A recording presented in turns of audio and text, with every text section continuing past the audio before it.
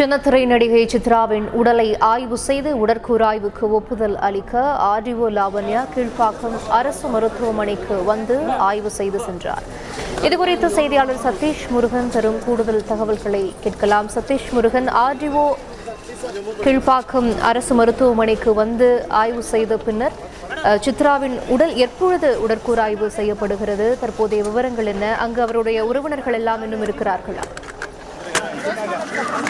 வணக்கம். நேற்று நள்ளிரவு இன்று அதிகாலை பொழுதில் சின்னத்திரை நடிகை சித்ரா நசரத்பேட்டை பூந்தமல்லி அருகே உள்ள தனியார் நட்சத்திர ஹோட்டலில் ஒன்றில் தூக்கிட்டு தற்கொலை செய்து கொண்டார். இதன் தொடர்ச்சியாக அவரது உடற்கூறு ஆய்விற்காக கீழ்ப்பாக்கம் அரசு மருத்துவமனைக்கு இன்று காலை எடுத்து வரப்பட்டு உடற்கூறு ஆய்வுக்காக வைக்கப்பட்டிருந்தது.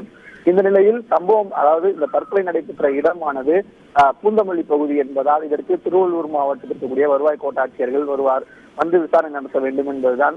ஆனால் வருவாய் கோட்டாட்சியர் திருவள்ளூர் மாவட்டத்திலிருந்து வர முடியாத காரணத்தினாலும் தொலைதூரம் என்பதனாலும் சென்னை மத்திய மண்டலத்தில் கீழ்ப்பாக்கம் அரசு மருத்துவமனை அமைந்துள்ளதால் மத்திய மண்டல வருவாய்த்துறை ஆர்டிஓ லாவண்யா தற்போது அந்த உடலை நேரில் ஆய்வு செய்தார். உடலில் எந்தெந்த இடங்களில் காயங்கள் ஏற்பட்டிருக்கின்றன உள்ளிட்ட ஆய்வினை அவர் மேற்கொண்டார். ஒரு 5 நிமிடம் நடைபெற்ற அந்த ஆய்வுக்கு பிறகு அவர் உடற்கூறு ஆய்வு நடத்துவதற்கான அந்த ஒப்புதலை அளித்திருக்கிறார்.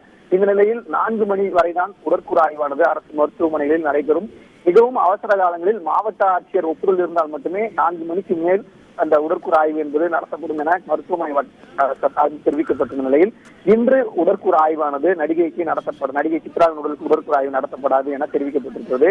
எனினும் உடற்கூறு ஆய்வு செய்வதற்கான அந்த ஒப்புதல் அளிக்கப்பட்டும் ஆர்டிஓவும் இந்த உடலை ஆய்வு செய்துவிட்டதனால் நாளை முதல் கேஸாக இந்த உடற்கூறு ஆய்வானது நாளை கீழ்ப்பாக்கம் அரசு மருத்துவமனையில் நடைபெறும் எனவும் மருத்துவமனை தரப்பில் தற்போது தெரிவிக்கப்பட்டிருக்கிறது.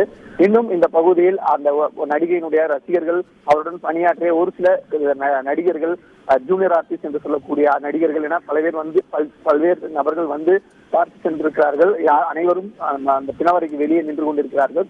இதை தவிர்த்து கோட்டுப்புறம் அமைந்துள்ள முன்னாள் நடிகையினுடைய அவரது இல்லமானது கோட்டுப்புறம் காவலர் குடியிருப்பில் இருந்து வருகிறது.